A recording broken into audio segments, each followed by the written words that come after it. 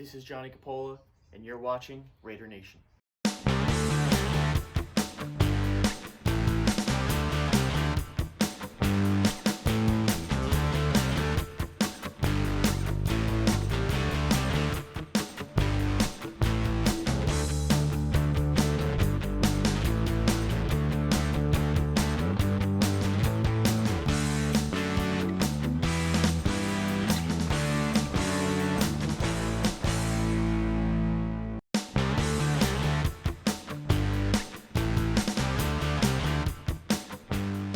Hi, I'm Gianni Faracco.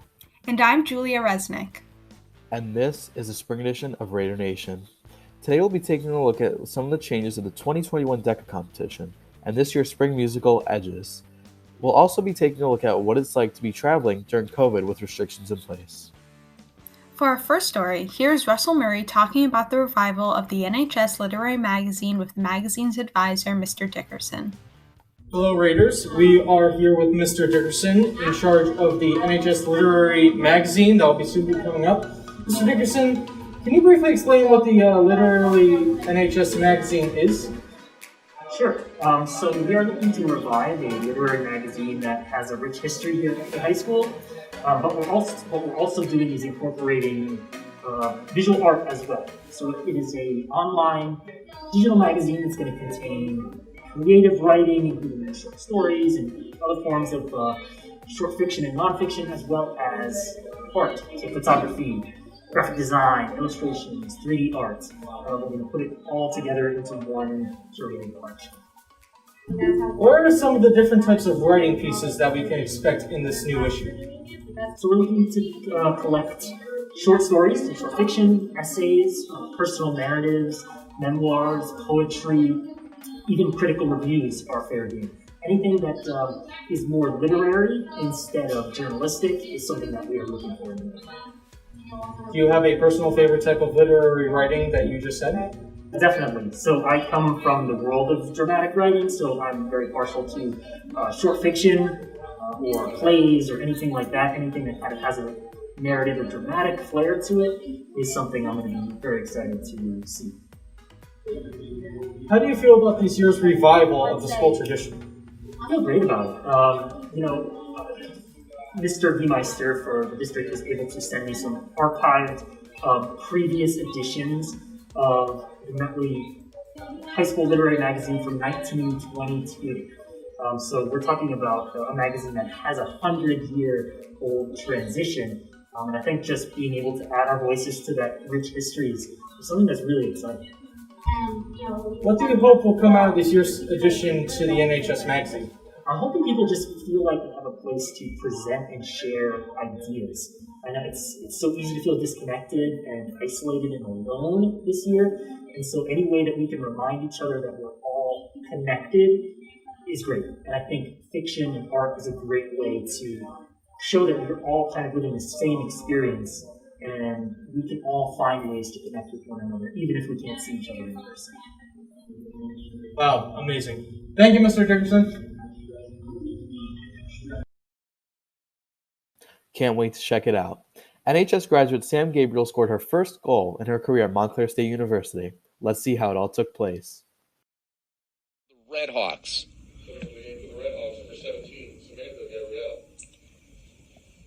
Substitution for Montclair State, replacing Anya Yenwi, will be number 17, Samantha Gabrielle, a freshman forward out of Nutley. That's a shot that goes just wide.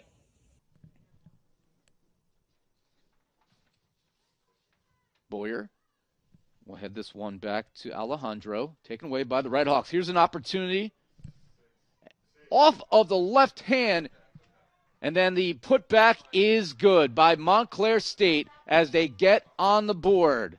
Number 17, Samantha Gabrielle, unassisted. And the Red Hawk bench cheering the rookie, getting her name called here on the PA system.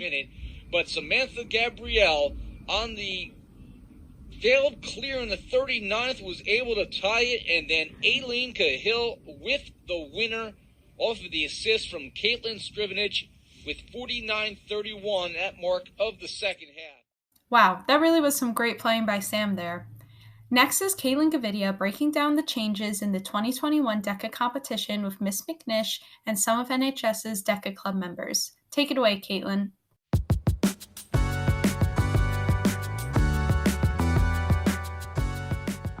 Hi, this is Caitlin Gavidia from NHSTV, here to report on the recent changes that have been made to the 2021 DECA competition.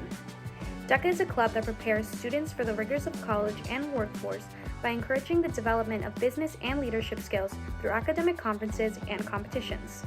In previous years, members took the corresponding test to the event they selected to compete in. On the actual competition date, they were then put into a business role-play situation in which they have to either on their own or with a partner, depending on what they chose, come up with a solution to a company's problem. These scores were then combined to provide an overall score that would determine which individuals will move on to the next round.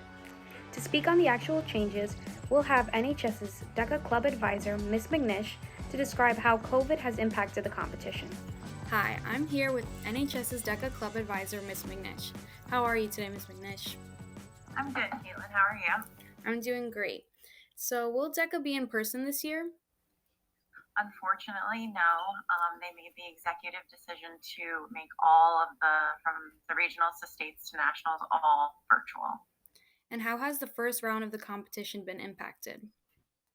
So the first round of the competition was really impacted, and it was really upsetting for all of my seniors because normally they would take the test before we would go to regionals, and at regionals they would compete in their role play, and they just completely eliminated the option for the role play, and they were only basing advancing to states on the test score. And what are your opinions on these changes? I understand where they're coming from. Obviously, the safety of all is the highest precaution and priority, but I was really disappointed because I did have a core group of seniors, with Caitlin being one of them, that have participated in DECA for 4 years. So I felt like they were kind of shortchanged, and it sucked. And I feel like there could have been a way they could have facilitated it virtually, but they just kind of didn't get the ball rolling in enough time. As you can see, significant changes have been made to this year's competition in order to accommodate the social distancing guidelines. Finding the best way to continue the competition was difficult. However, the all-virtual approach was chosen in the end to keep all participants safe. Club members have mixed opinions on this, as they're the ones that are actually participating. Let's hear what some of NHS's DECA club members have to say.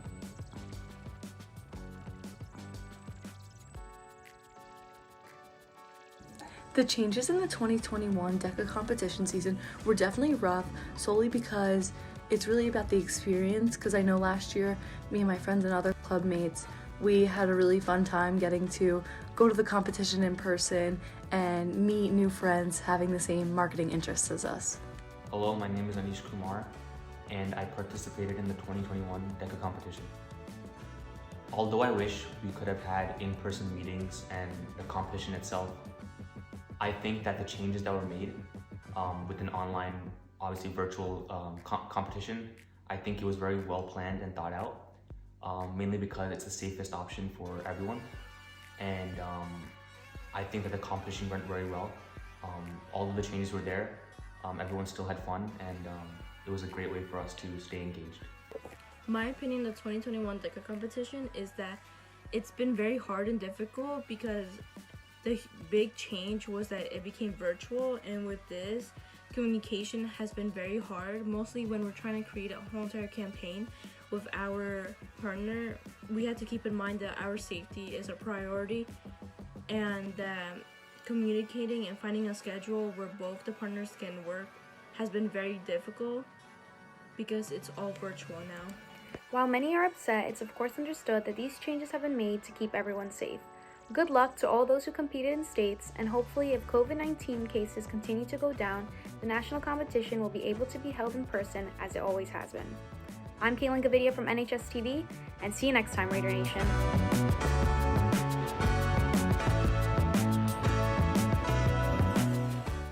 Traveling sure has changed during the pandemic. Jacqueline McGill was recently interviewed on the news to discuss these changes and how they impact others. Let's hear what she had to say.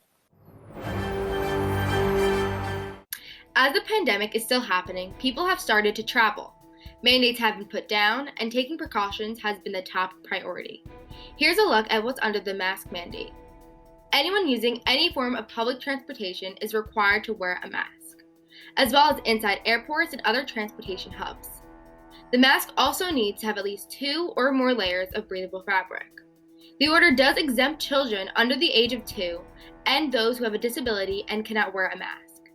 This mandate only goes as far as wearing a mask, but for extra protection, I would recommend wearing gloves and ensuring you bring hand sanitizer and wipes with you. These other items keep you and those around you safe from the virus. I've asked a peer of mine how she feels about the new mandate, as she has traveled. This is what she had to say.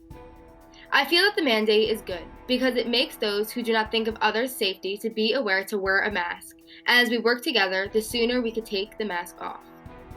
As we all hope this pandemic ends soon, these precautions can speed the process up. Everyone wear a mask and stay safe.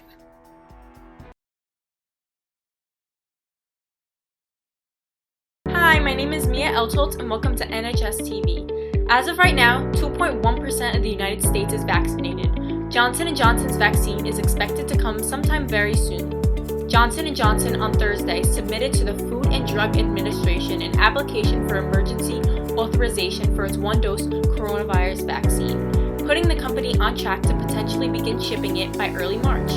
This is a big step in the United States, and we are finally taking a positive step forward with these vaccines. But are these vaccines really working as we wished?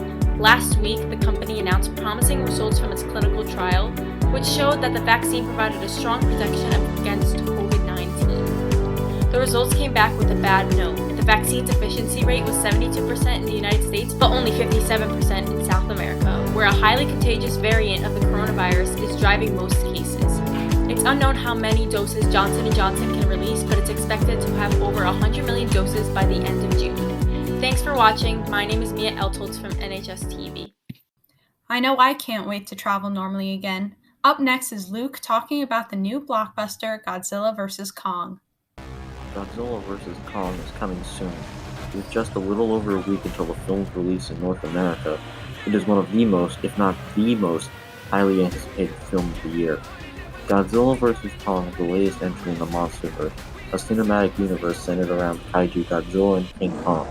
Much like the MCU but for giant monsters, Godzilla vs. Kong is the 4th entry in this universe, after the 2014 Godzilla movie, Kong Skull Island, and Godzilla King of the Monsters. The movie is set in 2024, and the plot is as follows. Godzilla is on a rampage across the world for unknown reasons. Humanity sends Kong to fight him, and the two clash for an epic battle for the ages of Hong Kong. King Kong and Hong Kong. Godzilla vs. Kong is set for release on March 26th internationally, and March 31st in Canada and the United States. It will be a hybrid release, releasing both theatrically and on HBO Max. Don't miss it, it's the cinematic event of a lifetime. That sounds like it should be a lot of fun, right? Sounds like a good watch. Coming soon is NHS spring musical Edges. Here's Julie Resnick with more information.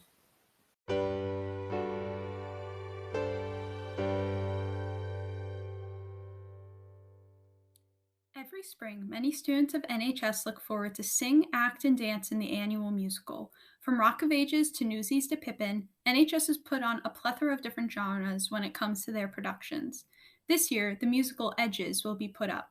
Written by duo Pasek and Paul, famous for musicals like La La Land, Dear Evan Hansen, and The Greatest Showman, the pair wrote the show in their sophomore year of college while enrolled at the University of Michigan.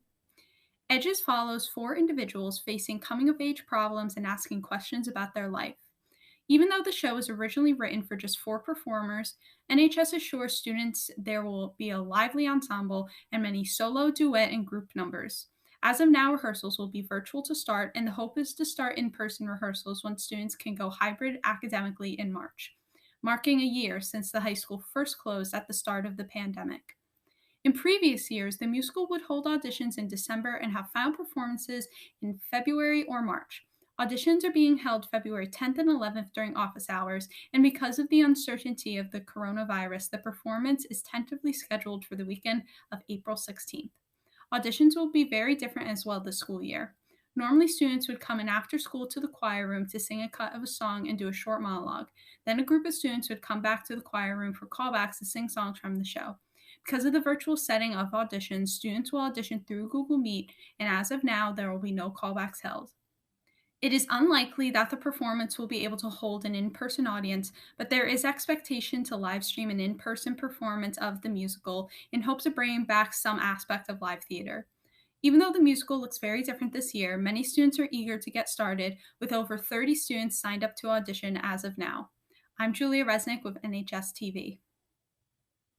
This is Raider Nation. Next, the Key Club has a special message they want to share with all the teachers at NHS. Let's take a listen.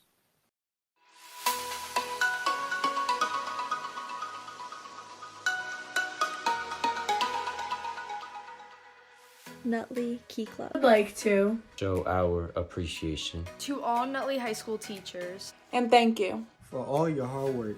During this tough time with COVID-19, we miss being in school. We miss being in our classrooms. We miss walking through the halls. But most importantly, we miss you. And we want you to know that your efforts are not going unnoticed. And that even though online school is not the ideal situation, you are all making it the best it could possibly be. Thank you for your dedication to our academic success. You inspire us every day with your passion for teaching. Thank you so much again for all that you do.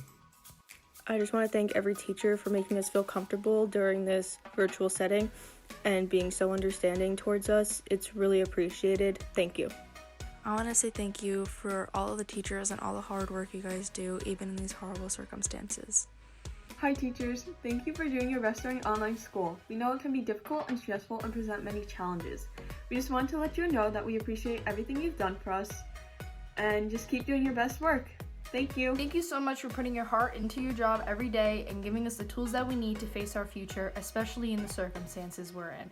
Not a day goes by where we don't appreciate you guys, and we thank you for all the hard work that you put in to give us an education. Hi everyone, I just want to say thank you so much for all of your hard work and effort that you're putting into us this year. We appreciate it so much. And despite all the issues and challenges that 2020 and now 2021 has brought us, we still recognize and really appreciate all of your hard work. So if we don't say it enough, thank you so much. Thank you to all the teachers at Nutley High School. I really appreciate everything you've done. This journey has not been easy, but you have taught me how to adapt and overcome. I just wanted to come here and thank all of the teachers for their hard work, dedication, and flexibility during these times. I know this pandemic can be very difficult for everyone, but your guys' understanding of each and everyone's situation does not go underappreciated. We thank you so much and appreciate you. Thank you for being patient with us and pushing us to succeed during these challenging times. Hi, my name is Riley Grinelli and I'm a sophomore at Nutley High School, and I want to thank all the teachers for helping us learn even in this online classroom setting. COVID-19 has really took a hard hit at schools and education of its all. We want to thank teachers for all you do and sticking through us throughout the whole virtual learning process. It may seem hard, but you guys are making it easier for us. Thank you so much for all you do. We appreciate you. Teachers, thank you so much for all of your hard work and determination through this past year. None of it could have been done without you, so thank you for doing the impossible. thank you for all of the work you've put in to teach us in these unprecedented times. I greatly appreciate what you've done so that our education may continue through this global pandemic. Thank you, teachers. I would like to appreciate and say thank you to all the teachers and everything that they have done for the students this year, especially for the time that we're living in, and thank you for being so lenient and helping us out. Thank you, teachers, for all of your hard work during this tough time of COVID-19. You inspire us every day with your dedication, and all of your time and effort put towards teaching does not go unnoticed. Hi, my name is Erin Cornelli, and I'm a freshman at Nutley High School. I just wanted to take a moment to thank all of the teachers, vice principals, and principal who've really helped us through these past couple of months. Whether they moderate our clubs or coach our sports teams, we couldn't have made it this far without your support. Thank you so much for being on this journey with us, and thank you so much for positively impacting so many of our lives. Lastly, although we said it a million times already, thank you. We can never thank you enough for what you've done for us this year. Thank you. Thank you. Thank you. Thank you. Thank you. We hope to see you soon.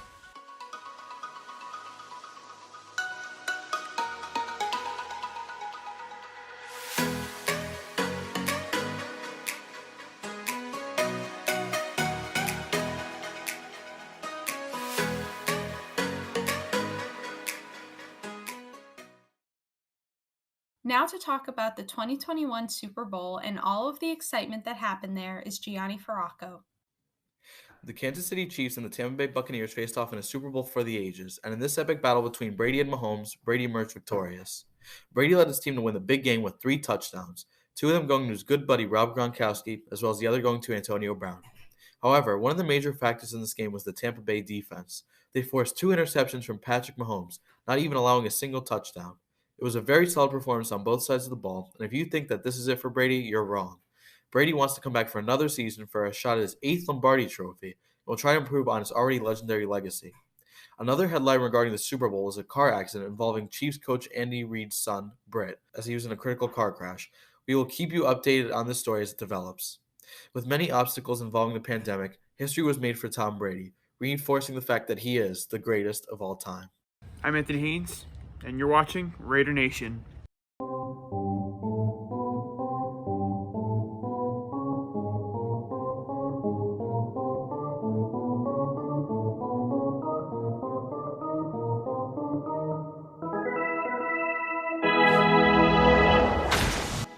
The crack of the bat, the sound of the ball hitting the mitt, and the sights of baseball are finally back as players are taking part in workouts at their home stadiums in preparation for the 2021 MLB season, abbreviated as it will be. For the first time since spring training, camps closed in March because of the coronavirus pandemic, players are gathering to work out together at team facilities.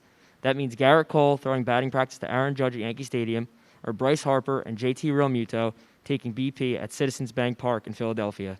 After a crazy year, having America's pastime back in action gives everyone some hope. On February 1st, Major League Baseball announced that the season will start on time and a limited number of fans will be allowed in the stands for games starting at spring training. Anyone going to games this upcoming season will not need a COVID-19 test or proof of vaccination or even a temperature check. However, they'll have to sit at least 6 feet apart from others and wear masks unless eating or drinking. There will also be a buffer zone around the dugout, meaning no fans in the first 3 rows unless a team puts up plexiglass.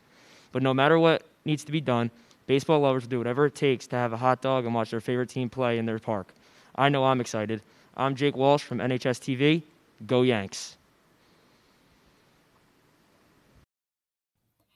This year has definitely brought a lot of changes into our lives, especially for seniors. However, despite the differences, we are still able to do some of the things that make senior year memorable. Hopefully, more of the events we look forward to in our last year of high school will be possible, and we will still be able to have a great senior year. This is the class of 2021.